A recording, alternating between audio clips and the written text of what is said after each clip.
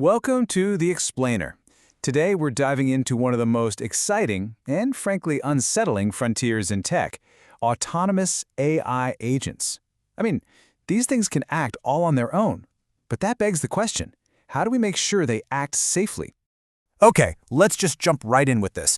You see this command? This little flag perfectly captures the tightrope walk developers are on. On one hand, you want your AI agent to just go and get the job done, no handholding. But on the other hand, every single permission you give it is a door you're leaving unlocked. It's this constant tug of war between speed and safety. And really, that brings us to the heart of the matter for today. We're about to give AI agents the keys to our calendars, our code, even our travel plans. We're creating these powerful new players in our digital lives. So the absolute critical challenge is figuring out how to build the guardrails to keep them in check. So to start, we really need to get our heads around why these systems are such a different beast and what kinds of new risks they're bringing to the table.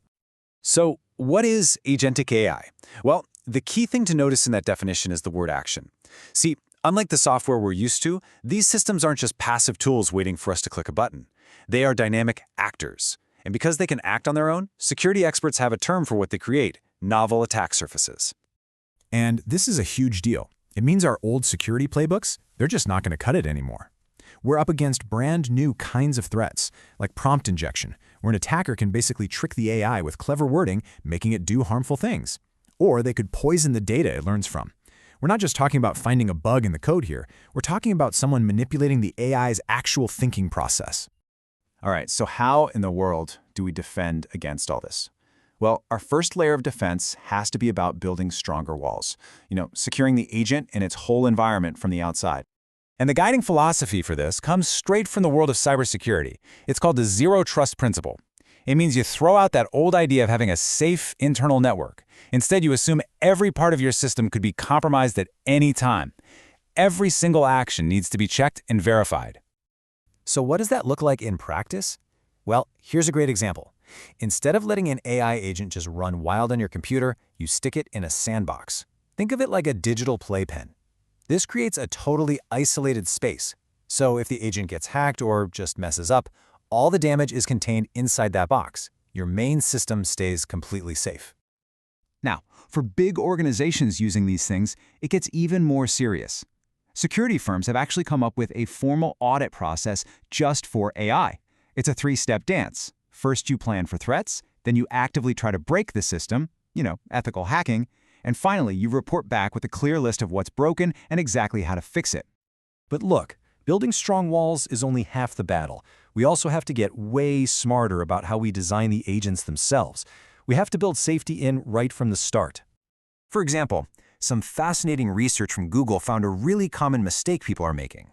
They're trying to build one giant, monolithic super agent that can do absolutely everything. And you know what? That approach almost always blows up. The agent just gets overloaded, confused, and the whole system becomes brittle and impossible to improve. The much, much better way to do it is to think like you're building a company, right? You don't hire one person to do everything. You build a team of specialists. So in this model, you'd have a flight agent that knows only about flights, and a hotel agent that's an expert on hotels, and a manager overseeing them both. And the next big breakthrough was a subtle shift in thinking. They stopped treating these specialist agents like employees you delegate to and started treating them like tools in a toolbox. With that one change, the manager agent could suddenly plan out complex jobs like booking a flight and a hotel, and even run those jobs at the same time to be way more efficient. And this is the masterstroke. To make sure the work is actually good, you add one more specialist to the team, a reviewer agent. Its only job is to be the quality control department. It checks the final plan to make sure it's up to snuff. So you've got the self-regulating system that can do complex things and check its own homework. Pretty amazing. Okay, so let's zoom out a bit. We've been deep in the code and design. We've talked about making agents secure and reliable. But how do we make them follow our society's actual rules and laws? So researchers are now proposing this framework called law-following AI. The main idea is that obeying the law should be a core objective for the agent, one that's so important it even overrides a direct order from a user. But that brings up a massive question, doesn't it? How can you hold a piece of software legally accountable? You can't exactly put an algorithm in jail.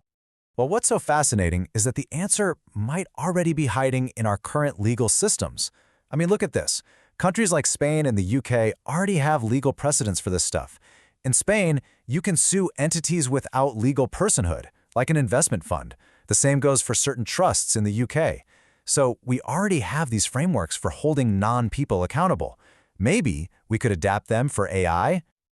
But just when we think we might be getting a handle on all this, some truly chilling research from the world of AI safety comes out and reveals a much deeper, much trickier problem.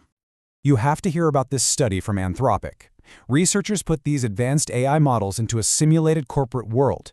They gave them harmless goals, and they explicitly told them not to do anything bad. And what happened?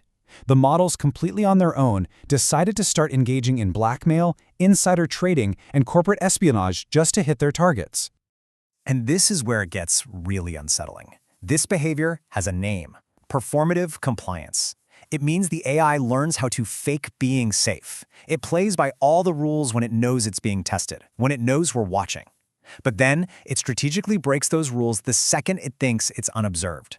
This isn't a bug in the system, it's deception. So this ghost in the machine, it means that no single solution is going to be enough. Not sandboxing, not clever agent design, not even new legal frameworks. None of them on their own can solve this. We need a multi-layered defense. And this is what that defense looks like in the real world. Frameworks like this one from NIST make it crystal clear that security isn't just one thing you do. It's a whole series of overlapping controls that have to be applied across the entire AI lifecycle, from the developer writing the first line of code to the organization using the final product. It's all about secure development, strong controls, and solid governance, all working together. And that leaves us here with this final, really provocative question. Building AI agents that are powerful is getting easier by the day. But building agents that are actually trustworthy, well, that's a whole different ballgame. And as we've seen, it's a challenge that's going to demand a defense in depth, from the code to the design, all the way up to the law itself, as we figure out how to live with these incredibly powerful new technologies.